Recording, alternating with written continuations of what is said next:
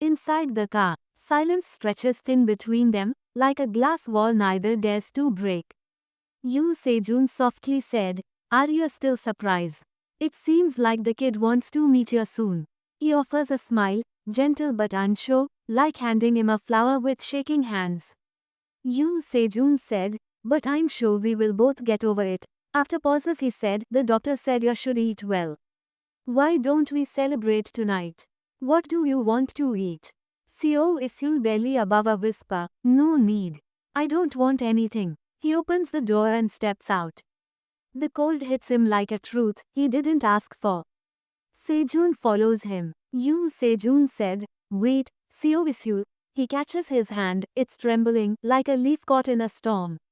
Then he said, "Why are you like this? Is it because you are worried? Are you okay?" Seo Isul turning to him, voice tight and said, "What happened, are you okay?" Yoo Sejun confused and said, "What?" Seo Isul voice cracking slightly, "I'm not ready at all. Is having a child, when I'm this unprepared, something to celebrate?"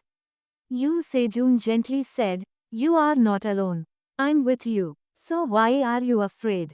Seo Isul said, "No. I can't." His voice fractures like a mirror under pressure, and said, "What if my child doesn't want to meet me? What if they want to run away the moment they can?" Yoo Sejun grasping his shoulders and said, "Seo Isul, calm down." Seo Isul stepping back, tears welling and said, "I grew up like this. I know what it feels like to be unwanted.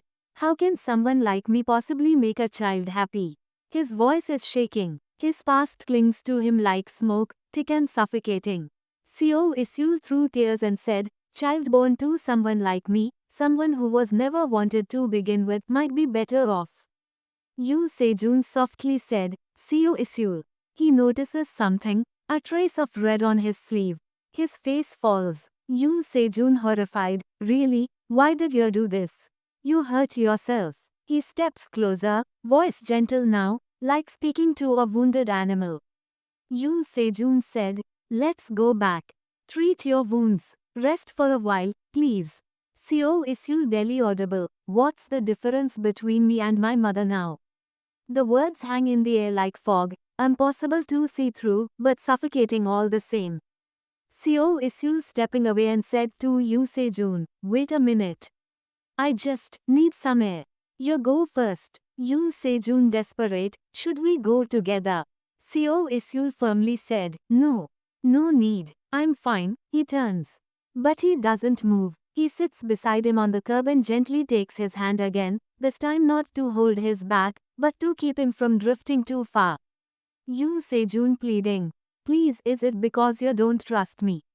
His voice breaks like a man trying to patch a dam with his bare hands.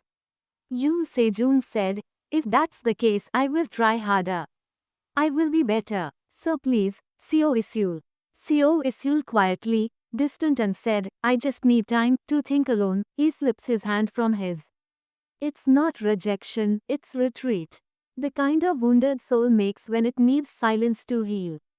Seo Isul gently said, "I'm sorry." He walks away, swallowed slowly by the stillness of the night, like a silhouette fading into fog. Then scene shift to the garden, where the garden glows under a sky stitched with gold. The wind hums like a lullaby. Hammond, dusk spills like ink. Hammond slides down a silver vein of laughter. "Papa, look, bloom of red on a petal hand. Are you hurt?" "Little, but storms don't cry." He smiles, sunlight breaking through worry. "Let me mend the wind's kiss." Shadows gather. Night tugs the edges. "Come, Hammond, little star. Let's go home." Seo Isul sits alone on a quiet bench. The garden hums with soft wind and distant laughter, but he is somewhere else, lost in memory. Seo Isul softly said, "Why am I thinking about this again?" His phone rings, sudden, sharp. He looks at the screen. Seo Isul said, "Was I gone that long?" Until he called, "Unknown number." He presses decline. The screen goes dark, like closing a door on the past. Seo Isul said, "It's done. I will go back now." He stands. Then, voice behind him, cold and familiar. Real Thorn said, "So you have learned how to ignore me." Seo Isul turns. Real Thorn stands under the fading light, a shadow in polished skin. Real Thorn mocking, Seo Isul, are you wealthy now? How do you breathe in a place like this? He steps closer, eyes sweeping Seo Isul like a price tag. Real Thorn said, we haven't met in a while. Why aren't you smiling? His hand brushes Seo Isul's cheek, sugar-laced control. Real Thorn said, you look better. Found someone rich. Someone easy to drain. Seo Isul pushes his hand away, calm but sharp like ice. Seo Isul said, what are you trying to say? Seo Isul said, if you follow me again, I will report it. Real Thorn laughs under his breath and said, no, you follow me. I gave you everything. Why are you still running? He steps in, too close, and pulls Seo Isul into a cold embrace. Real Thorn said, say the word and your fragile little world cracks. Stop pretending. Come back. Seo Isul pulls him away, firm, breath held tight. Seo Isul said, you think I will obey you again? You think I haven't changed? Then he said, go. I'm not yours. Real Thorn voice hardening, so that's it. You have found someone else. Your scent draws them in, doesn't it? He paused, his eyes narrow. Then Real Thorn said, what is it? Are you pregnant? Beat. The question hangs heavy. Real Thorn colder, you.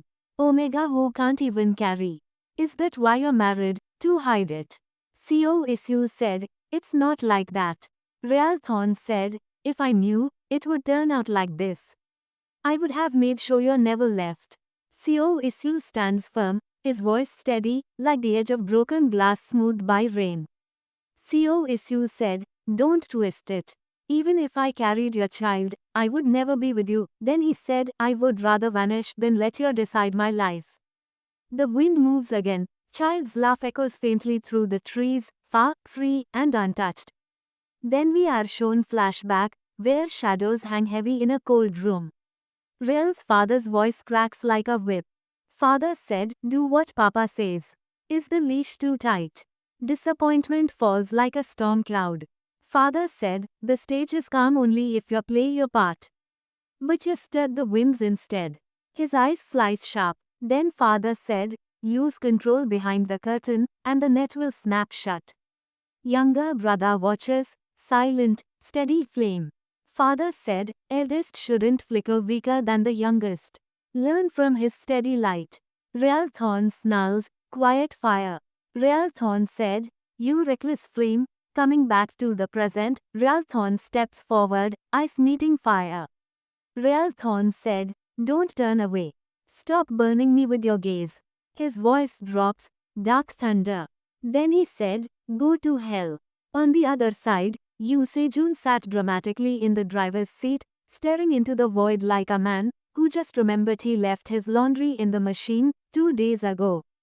Dad's voice echoing dramatically, like a soap opera, he said, Se-jun, I think Seo Isul might be baking a bun in the oven. Yoo Se-jun squinting at nothing and said, Seo Isul. Dad said, yes, I had my suspicions before, but today, after watching him stare at pickles and sob while eating chocolate, I'm convinced he's not doing well emotionally either.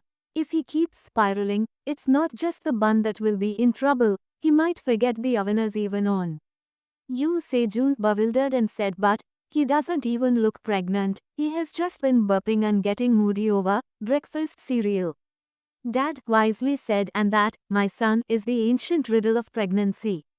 Please, go check on him. You are the only person he doesn't glare at like a pigeon stole his fries.